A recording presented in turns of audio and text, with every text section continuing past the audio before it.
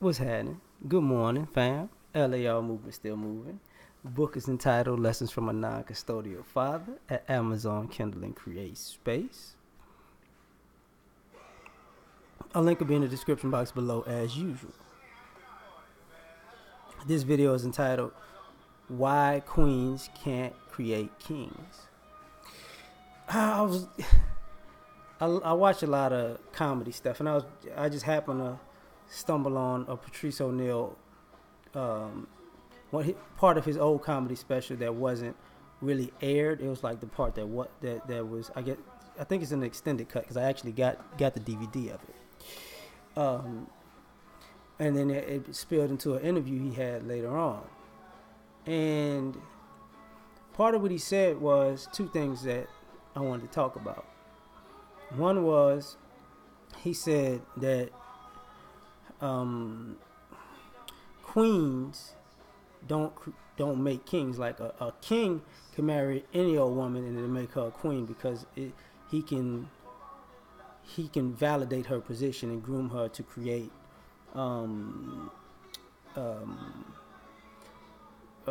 monarchs.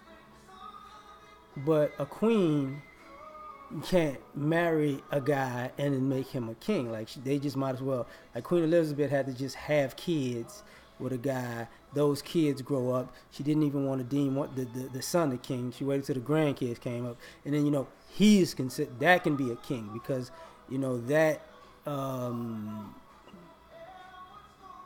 that's how it even works with that part of society. Using king and queen monarchy thing going. And the other part was he was talking about how he said women are abusive, and the lady was like, but men are abusive. He's like, yeah, I get that. He said, but the thing about it is, like, women like dating outside of their species. And what he meant was, he said, now if you have a male, a female, if a female is a tiger and she knows she's a tiger, she knows once she dates a male tiger, that male tiger is stronger than her, and she doesn't want to feel weak. So instead of dating another male tiger, she dates a gazelle or a rabbit, something that's in her food chain that she can bully around because it makes her feel more powerful, right? Only to get mad at dating beneath her species at her spouse / food because they can't make her feel protected. So we're going to get into this, right? So the first one, the practical part about it is you see this with guys all the time. A guy can meet a woman anywhere.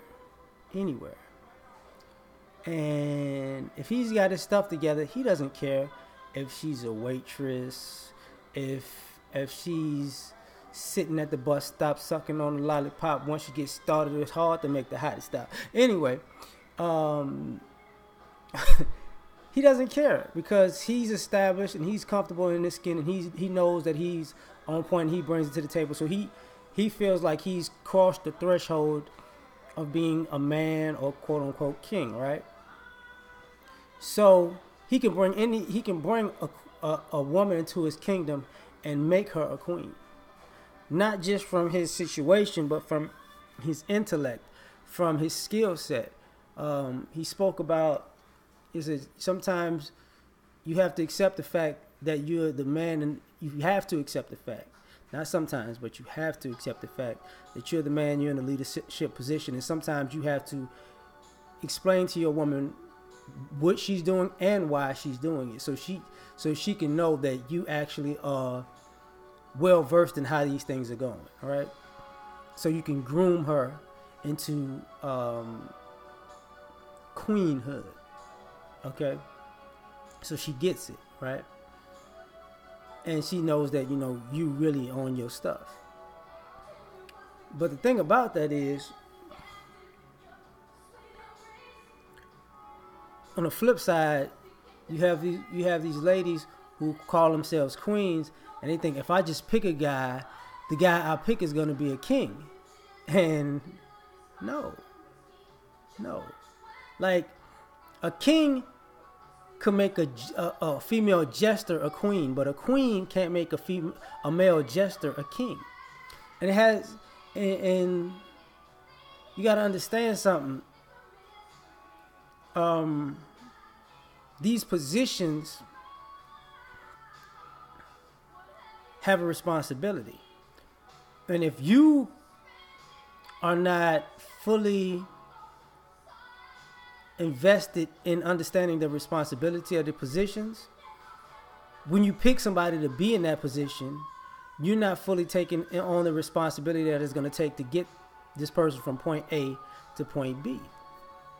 And when these women who feel like they're queens and they can just pick a guy and be a king, they don't know how to get this guy from jester to king. They have no inclination on how to get him from point A to point B. They just think, well, this is my position, so once I bring you into this queendom, you're going to know all the king stuff. And it's like, that's not how it works. Because men are socialized to understand the process of becoming a man and a king.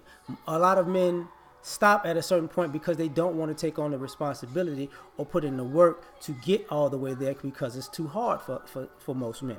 That's why you don't have many kings, okay?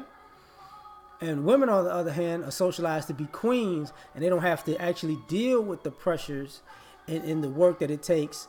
And see, heavy is the head. Yeah, heavy is the head that wears the crown. That's not a statement for queens. People don't think heavy is the head that wears the crown of being a queen. They think that's light work, right? And so when you try to make a king out of your queen logic, it doesn't work. You know, and I'm using that reference. This is why, in on a practical sense, we always say that that even women can agree that a mother can't raise a boy to be a man. So if a mother can't raise a boy to be a man, why would a queen think she could raise a man to be a king? It's the same process. It's just looked at differently if you put a regal connotation to it. And that's what becomes a problem. Which gets into what I was about to talk about next, which is dating outside of your species. You know, this is part of the hypergamy, and I want somebody above my level or this polyamorous type of thing. It's like all of these terms that are used to just try to have it all with no consequence and no responsibility, which creates destruction. But that's the part about I want to meet a man who's above me. But when you meet a guy who has to upgrade you feel weak and you feel like he protects me too much. Now he's oppressing me with his provision and protection. So I'm not dating, you know, I'm a lioness, but I'm not dating a lion. Mufasa really thinking he running something around here. I just, What is it?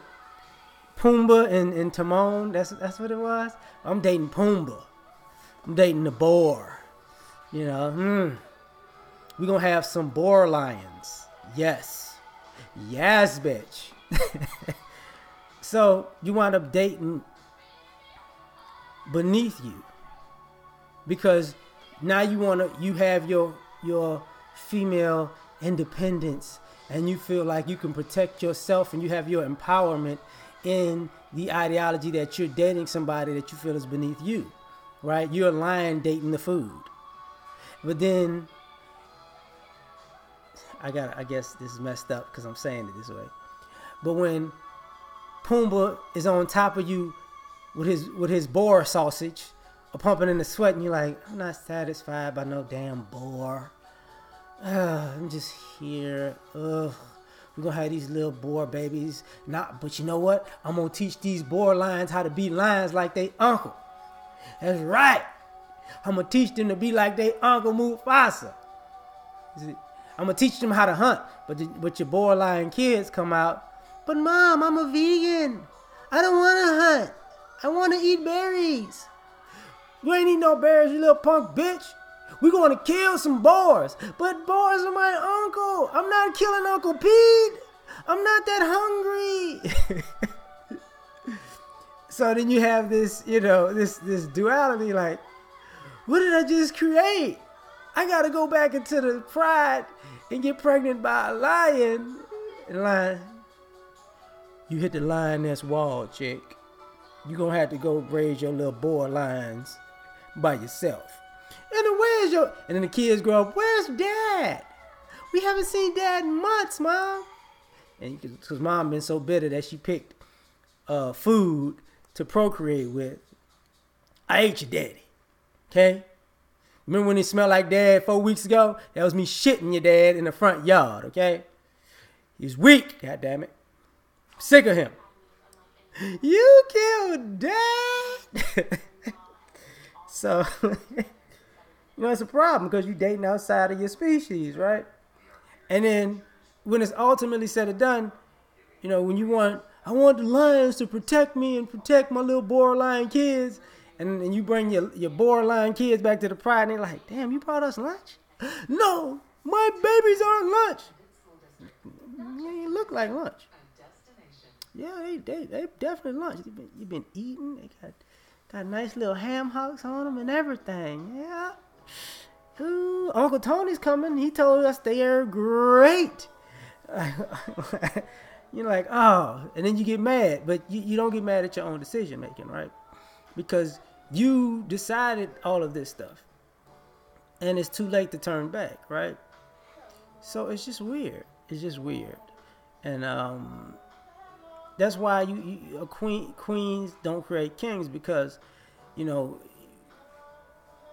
people start talking about why is the society flipping upside down, because people are really trying to, these quote unquote queens are trying to create kings with a queen mindset, and it doesn't, and there's no such thing as a queendom, there's only a kingdom. So now you got these false kings, like, if we paint the walls orange, it changes the whole kingdom. Like, cut his fucking head off. He tripping.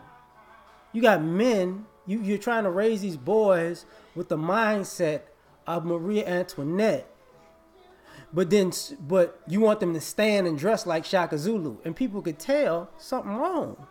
He's not Shaka.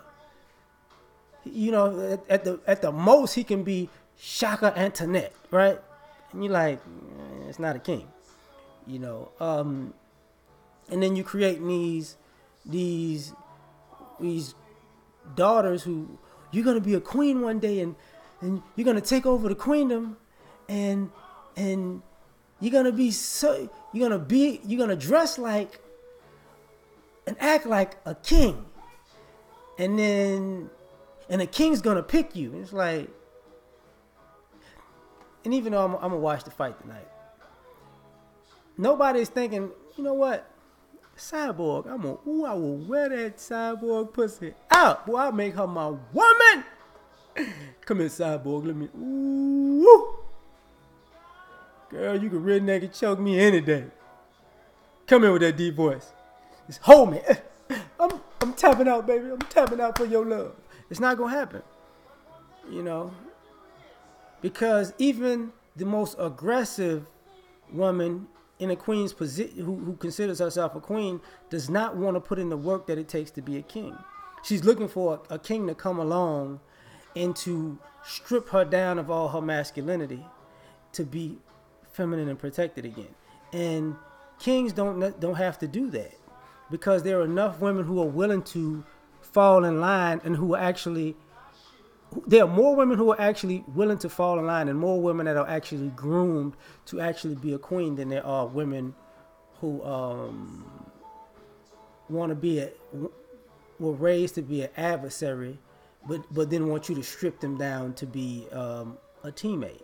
Like, it's not happening.